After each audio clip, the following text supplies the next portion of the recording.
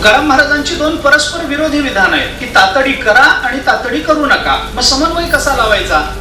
मग हा समन्वय लावत असताना कालभेदानं लावावा लागतो, व्यक्तिभेदानं लावावा लागतो, अधिकार भेदानं लावावा लागतो, देशभेदाने लावावा लागतो.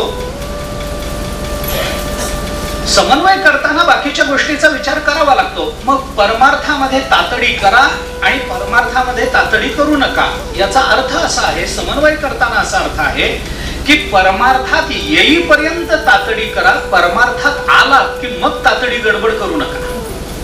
येईपर्यंत करा. आम्ही कधी एकदा परमार्थ आमचा सुरू झाला पाहिजे याच्याकरता आम्ही तातडी केली पाहिजे, करावी तातडी परमार्थी. कधी एकदा नामस्मरण करू, कधी एकदा साधना करू, कधी एकदा अभ्यास करू याच्याकरता तातडी केली पाहिजे. पण एकदा अभ्यास सुरू झाला, एकदा नामस्मरण सुरू झालं की मी तातडी करण्याचं कारण नाही. मग शांत चित्तानं नामस्मरण करा, मग शांत चित्तानं अभ्यास करा. गडबडीनं होणारं कोणतंही नामस्मरण अथवा गडबडीनं होणारा कोणताही अभ्यास हा आमच्या जीवनामध्ये ज्ञानाचा प्रकाश टाकू शकत नाही. खूप गडबडीनं अभ्यास केला म्हणजे खूप अभ्यास होतो असं होत नाही.